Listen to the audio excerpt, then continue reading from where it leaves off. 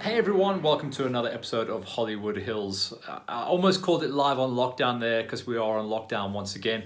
Certainly as far as the racing goes, I did talk about the fact that at the beginning of this month, it looked like July was going to be squashed. Unfortunately, that came true, and it's one of the predictions I'm not too happy about getting right. I'm certainly not celebrating this one. So El Capitan is going to be standing up, I think it's next week Sunday, and telling us what's what.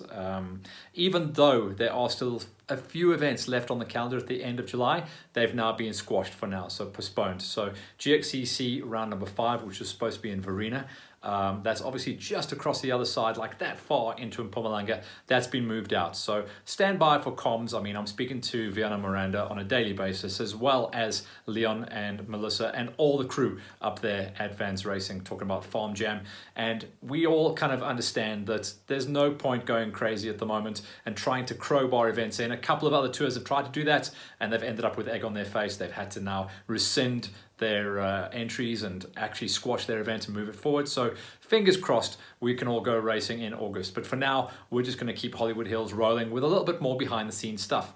So last week, you checked out the fact that we rolled out the Goon Wagon. Such a fun project. We were obviously supposed to debut that at Farm Jam round number 3. That didn't happen, but what we're doing is a bit of a roadshow with the bike. So it's out there at the moment at CW, that Cycle Works. Justin is making some noise about it on his side. Next week, it's going to go down to the pipe supplier.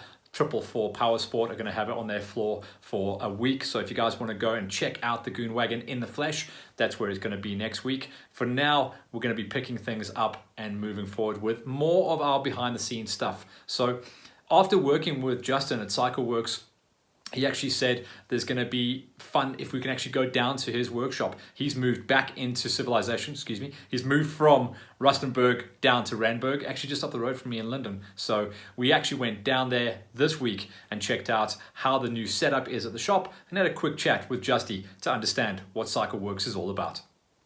Cool, Justy, thanks for having us down here, and obviously you've been involved in the Goon Wagon, so let's start with that. How did things go on the Goon Wagon project for you? I think it was pretty good, obviously I had to tear down the whole suspension. It was a 2001 model. Looked at everything internally, got it all freshened up, cleaned up, polished the stanchions up again, new seals, SKF seals, some wheels, and I think resprung it for your weight as well. Yeah. So I think I've picked up weight, by the way, since then. Really? I'm sure you'll be fine. We turn a few clicks. Yeah, man. Listen, it's been cool working with you on the CycleWorks project, and we've seen quite a lot of development over the last couple of years with you, in particularly the last 12 months. So kind of give us a breakdown of how you're positioning yourself in the market at the moment. Well, we've been coming predominantly from a motocross background, obviously because I did motocross and everything. But we enjoy anything off-road, you know what I mean? And I am trying to position myself more to specialize in anything in the off-road environment, you know what I mean? Look, if you can set up a bike for motocross, I'm sure you can set it up for anything else. So we are trying to position ourselves to in a point where we can educate customers more, get them on the right track, let them understand how the suspension works, also get them more involved in actual setup that they understand, because you get new bikes, all the time, and you need to set them up, and you don't always have a suspension guy at the tip of your fingers every single time. I've seen you out at the GXCCs, and I'm no doubt going to see you at quite a lot of the other events, and that's what's cool. I think the fact that you're out there, you're kind of up close and personal with the guys. I use Brawler a lot of your in your references as well, because he was one of your first big guys, and you can see that they make a lot of noise, and when you speak to guys after the races, which I do, they're always praising suspension, and suspension has become key to victory now. Yes, no, definitely. I think to be competitive at the level the guys are competing now is just insane. And I think from a safety aspect, and is more from a safety aspect, when you're carrying so much momentum and so much speed that these boys are carrying, you need consistent, reliable, trustworthy suspension. And that's the only reason these guys can keep the pace going as much as it is.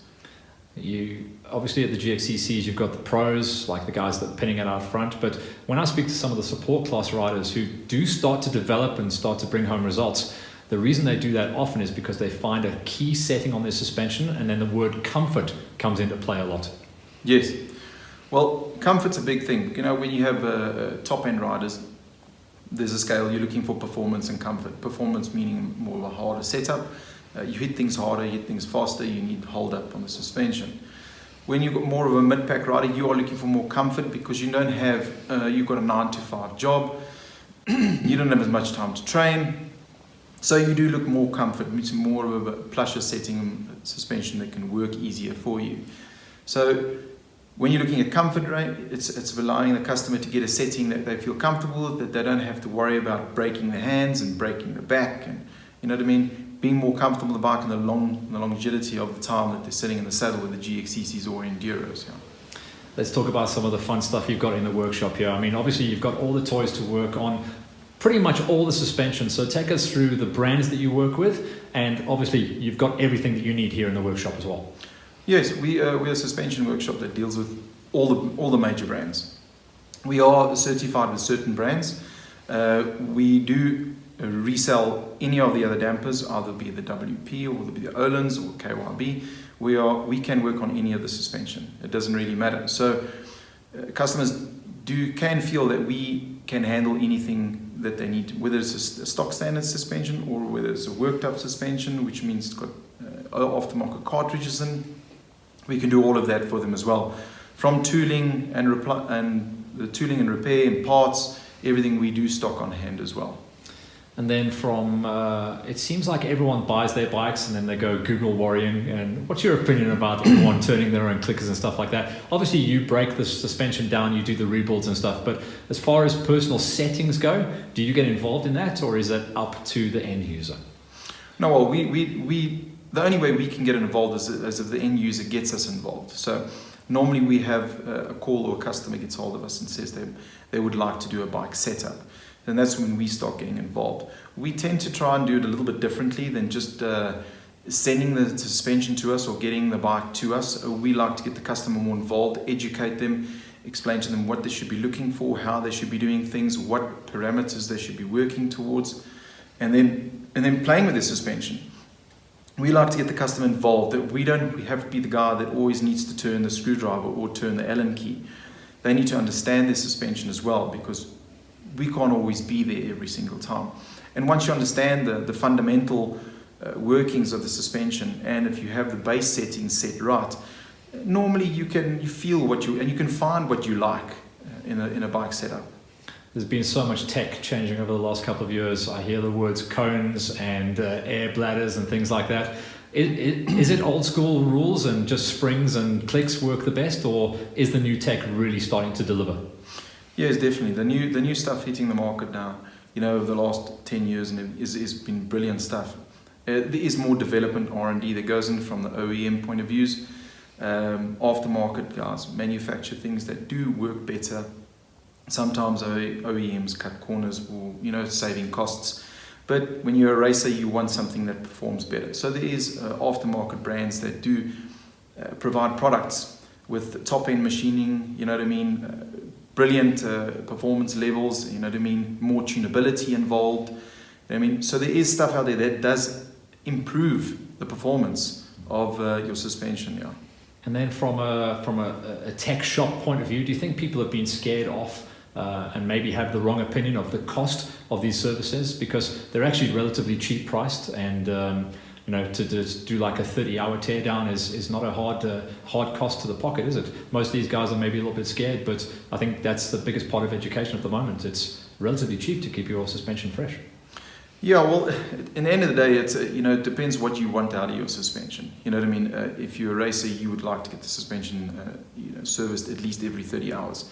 Yes, and it's not a very expensive exercise. You know what I mean? We try and keep things affordable, and we do put a more quality involved. We do from the chrome shaft polishing.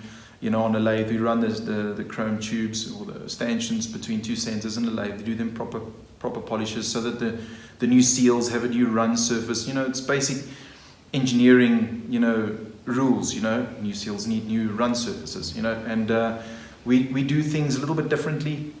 We like to send pictures to our customers of their build, what's going on, keep them in the loop, what's happening. They also see their suspension all torn down and see all the shims, see all the pistons out, everything, so they can actually see what the suspension looks like inside.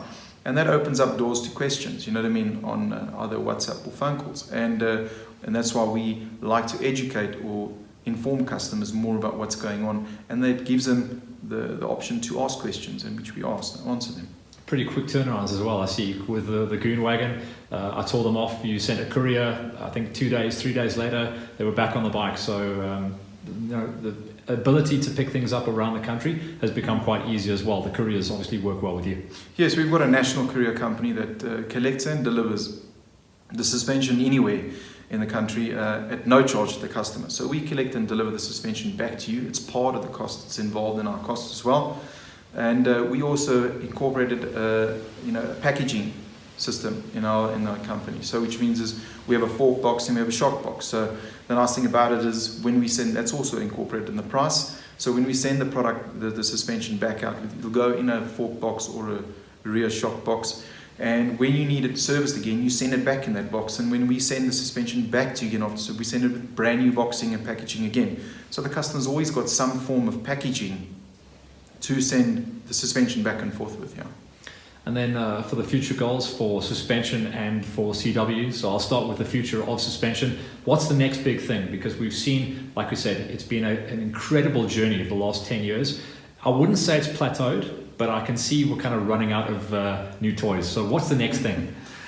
Well, for us, just to get more involved, we try to get to all the races. Obviously the time's now being a bit difficult.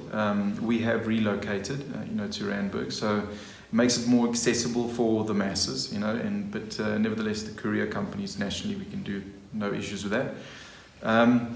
What's new is we want to get more involved. We would like to educate more consumers more about. There's a lot of jargon that gets thrown around, things that can easily confuse the end consumer, the customers about their bikes. We would like to educate them more. We would like to get more involved more. We will be seeing more at the races coming up and everything. So we will be trying more as we go by and try and educate the end consumer more about suspension settings, setups, all that.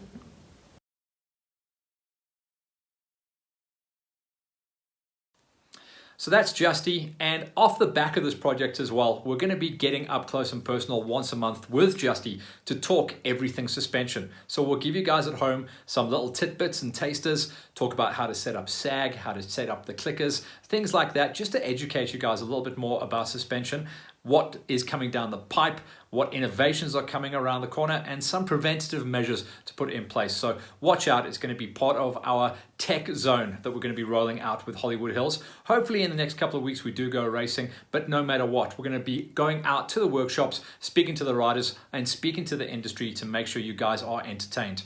On top of that as well, we've got buy-in from GXCC and their main sponsors to bring you a half-season review. So watch out for that. The first one will be 4 rounds counted for our junior categories, where we'll be reviewing all of the pinners running inside the top 5. We'll space that out through the next course of the couple of weeks. So the first show will be the top 5 of our junior category races and the guys that are going after the championships, some of the girls as well, in 2021 so far with 4 rounds scored. Next it'll be the quads, then the pro motorbikes, then the support class. We'll keep you guys entertained. That is our goal here at Hollywood Hills. Also watch out, because coming around the corner in the next couple of weeks, I'll be speaking to the main man from Ice and Red Cherry Adventures, and that's going to be Mike Glover as we talk all things tough enduro. Remember, that is a tour that I'm going to be working with in the early part of September, so watch out for more information coming down the pipe on that. It's going to be an in-depth conversation where we'll talk about the riders, the style, and everything that is tough. So I hope you guys are enjoying the show at the moment. As always, my job here at Hollywood Hills is to keep you guys pumped about riding, racing, and the industry as a whole. I hope you're enjoying what we're doing, and watch out for next week's show where we highlight our junior category runners inside the top 5 coming out of 4 rounds of GXCC scored. For now, stay safe, do what you have to do, and we'll all get through this clean, I promise. Laters.